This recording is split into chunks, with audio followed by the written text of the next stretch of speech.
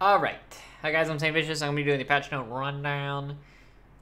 Pretty much just going to TLDR the LeBlanc and the Ahri changes. TLDR LeBlanc is how she was before they reworked her to this last iteration, where she does most of her damage by chaining multiple Q procs, or also like hitting W distortions.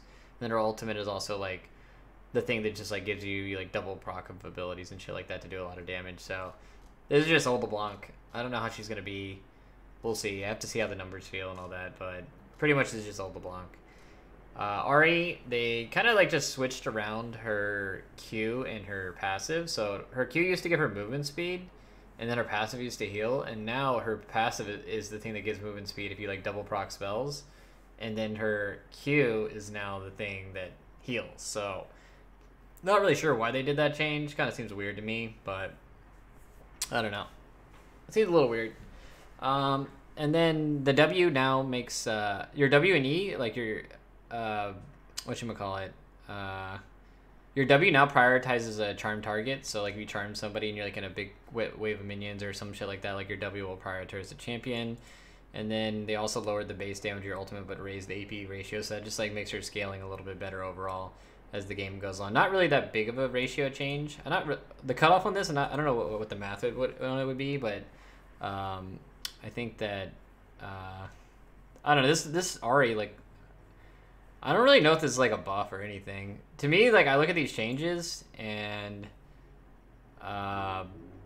this is kind of like how old Ahri was, but it's like the Ahri where it's like so important to hit the charm, and you like, I think you actually need items to blow people up. So I don't know how I feel about the Ahri changes. Ahri's just like she's just a champion that just doesn't fit very well in this meta, where it's all like wave clear and like gank meta and shit like that. Wave clear and died, so I'm not really sure how I feel about Ahri. We'll see. The Ahri and LeBlanc changes are going to be interesting. I'm not really sure if they're going to... Yeah, I know her E amps damage, but you have to hit the E, and it's like... I don't know, man. She just seems weird. We'll see. Irelia got her base armor buffed, and her Q buffed, and her ultimate also got marginally nerfed. So overall, I think that this is a nerf to Irelia. I think that giving 3 armor and then 10% more damage to minions is not so good. Like, it doesn't really do anything.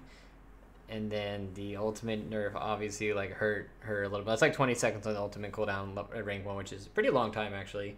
And then the missile damage is like also got like pretty substantially nerfed. 25 damage and 50 damage on the wall. So that's like pretty big nerfs in my opinion to Irelia. But I think Irelia is like really fucking stupid. Like when I see Irelia snowball and solo queue, she just like shits on the entire game.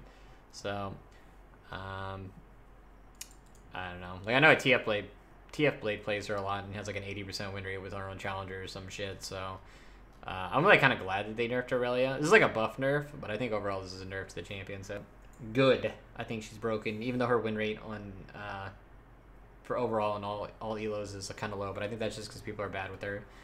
Azir got his W nerfed, the push through damage, so his like wave clear is a little bit worse in the early game. So like you won't be able to like push and wave clear as much. I'm not really sure how big of a change this will be, since like level 6 is generally when you're gonna be like doing a lot of like that wave clearing. So with the minions, damn, it is like 15% and 20% on these. So I actually think this is a pretty big nerf to his wave clear. Looking at this Arise change, this could actually like really hurt Azir's laning. And if he just gets pushed in all day by every champion, that could actually be like really bad for him and push him out of the meta. But I'll have to see how it feels in game. Or yeah, I think that this is definitely gonna hurt his wave clear a lot though. 20% is quite a bit. So Braum has 5 lower armor, 0.5 lower armor growth, so that ends up being, you know, a decent little chunk off when you're level 18.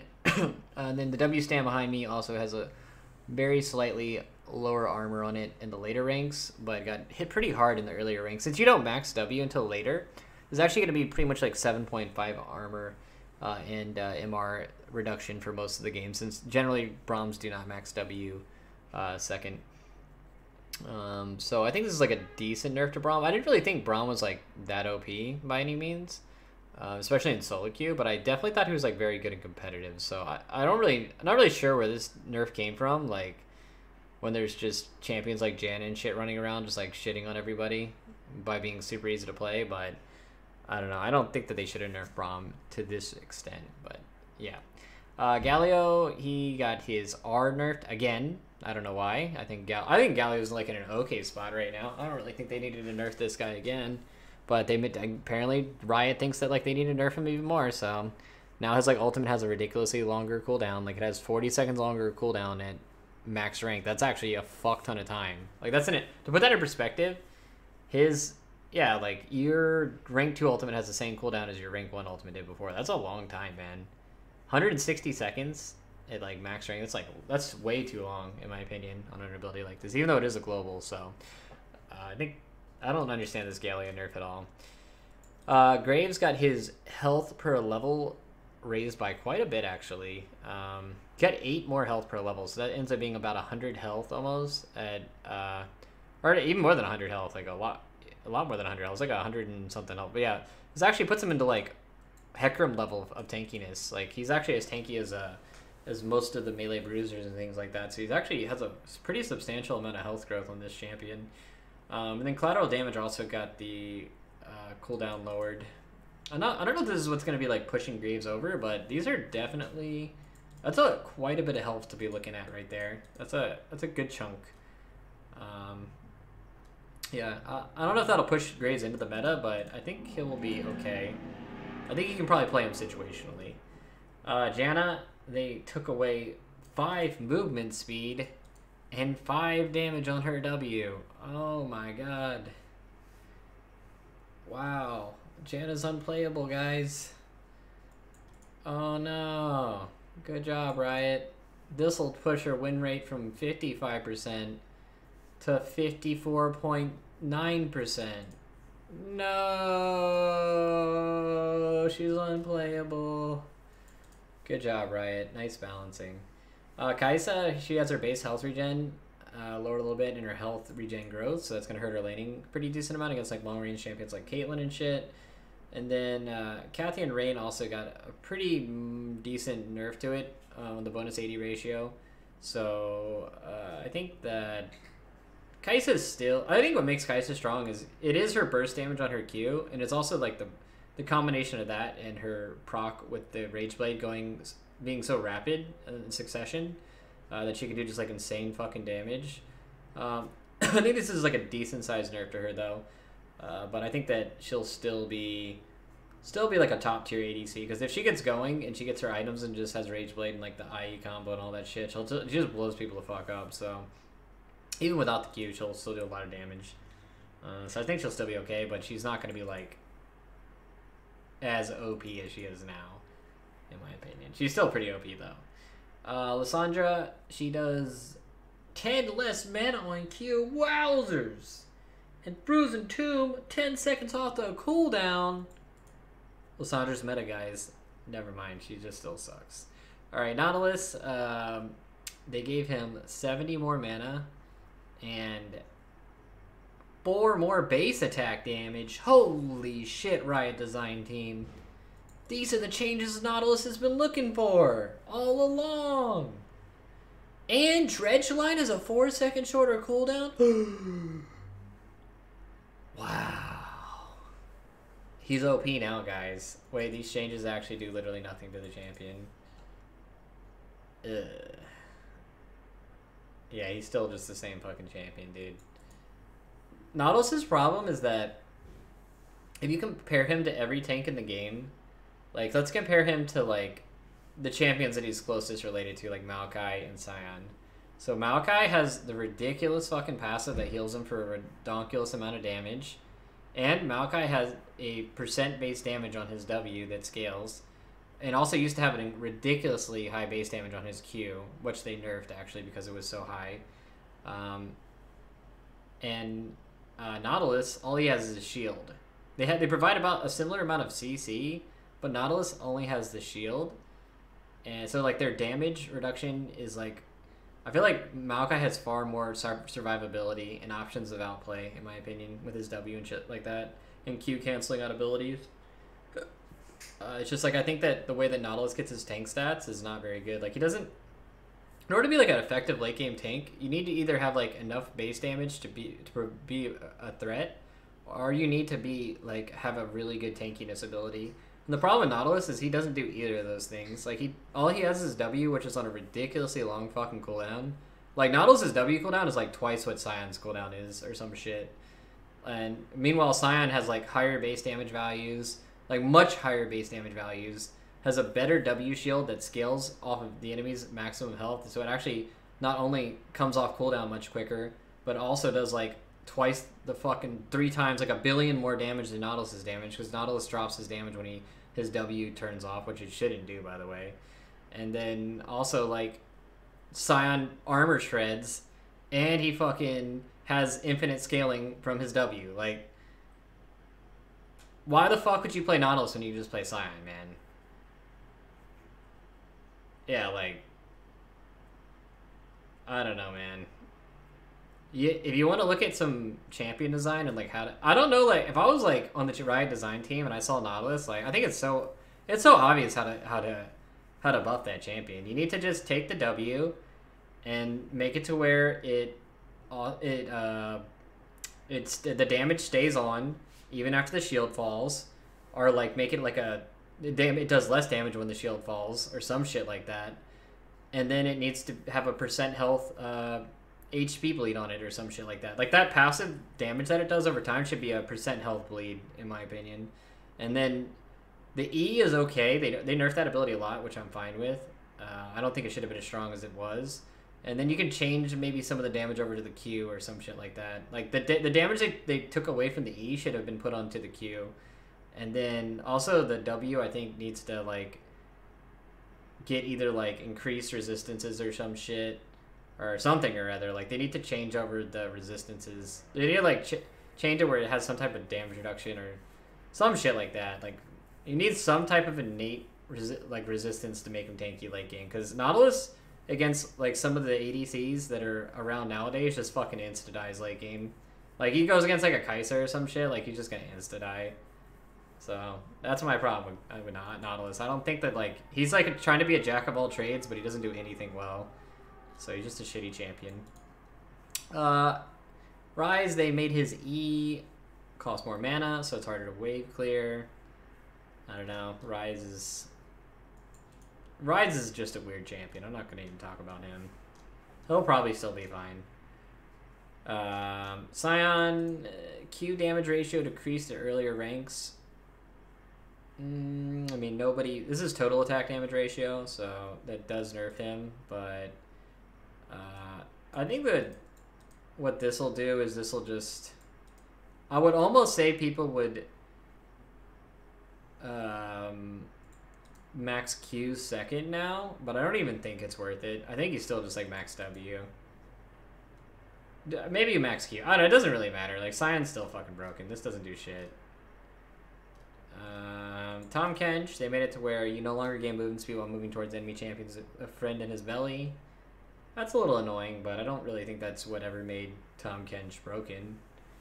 I don't think that does anything, to be honest. It's not. I mean, it's like it takes away some of his fun gameplay, which I don't think is a good design trait if you're trying to nerf a champion.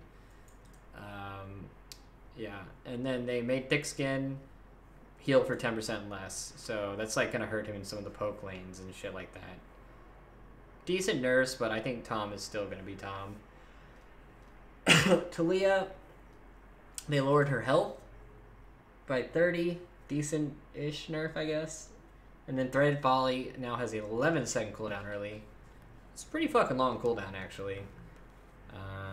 But it has the same cooldown at max rank, so this kind of hurts her. This nerf may hurt her early game roam windows, depending on how long that Q cooldown really is.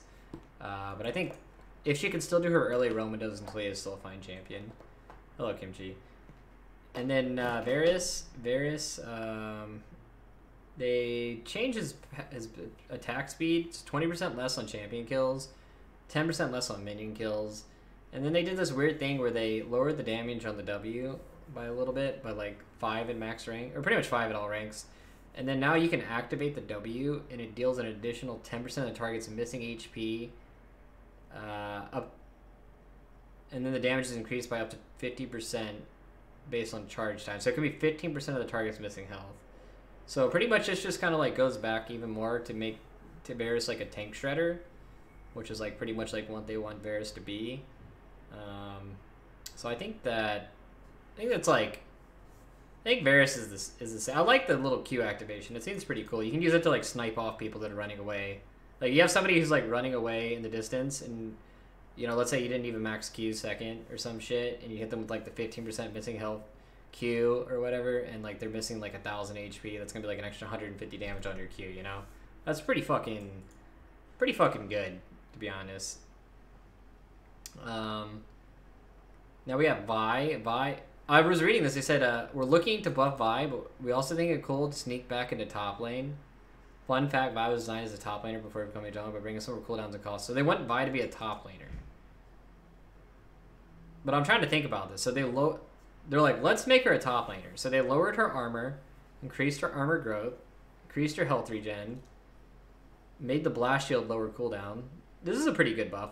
This lower blast shield cooldown is actually quite substantial. If you're going to use off... It pretty much just means you can trade every single time you E-trade on somebody, which is a pretty big buff, actually. And then Vault Breaker actually has a decently short cooldown, so you can use this as an effective trading tool in the early game as well. And then the E cost and the mana is lower. I don't know. Maybe Vi could be a good top laner, but I'm just trying to think of, like, Vi against, like, Jax, or, like, Darius, or Irelia, or like Scion, you know, like the meta champions top right now, or maybe even Gangplank or some shit, or Camille. Dude, Camille would fucking ravage a Vi, I think, with like W poke. So maybe she'll be good. I do think these are like pretty substantial changes to her, but it's like, how does she actually match up against the meta top laners is the real question. Like, how do her trading patterns look? Their trading pattern would be like you quick Q into them to get the passive shield, then you like auto E to get the W proc, and then you back off while the shield is up, which could be good, but I think she could be punished very hard, so we'll see how it looks out. I think it'll be an interesting change. They nerfed Xayah's base regen and her attack damage by 2. Big whoop, Xayah's still broken as fuck. Rek'Sai Fury no longer decays from being out of combat while she's consuming it for burrow regeneration. Just bug fix her Swain for the phase rush. Archangels spiking too early, so we're decreasing some of its scaling before it upgrades to Sarah's Embrace. Mana to ability power conversion is 3% to 1%, so you need this thing fully stacked before you actually get like the real power out of it. Still not, I mean, it's like a decent change, but not that big a deal. I feel like most people are getting the Sarah's really, really early. Like, they're getting it converted into Archangels pretty fast, so I mean, they're getting it converted into Sarah's pretty fast, so this is like, it's whatever. I think Archangel's still a really good item. Lethal Tempo, this is an interesting change. You got buffed by 30% when you're level 18. So that's a pretty big attack speed gain, and it's 10% early. So I'm trying to think who would take this, like Lethal Tempo. I don't think ADCs would take Lethal Tempo, would they? I mean, it is 30% later in the game, but Fleet Footwork's like way too good for laning, so it's hard to say. We'll see what people do. Maybe if it's like an easy lane, an ADC could take Lethal Tempo. We'll see. And then Trinkets, they made it to where Sweeping Lens isn't in the game anymore. And now you actually start the game with... You can actually start the game with Oracle's Elixir if you want as well. So you can actually get that at level 1. And now you can actually swap Trinkets without putting it on full cooldown either. So that's some interesting changes. I don't really think anybody is going to start Oracle's Elixir. Maybe in competitive play there might be some like strats you could do with it, but I think as far as like solo queue goes, maybe not. Like maybe somebody will like, you know, like people invade on bot side and then somebody wards the tri-brush.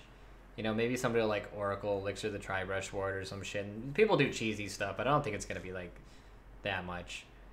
And then now when you run out of the fountain, your movement speed decays like right a little bit as you hit the second tier turret, or is it the first tier?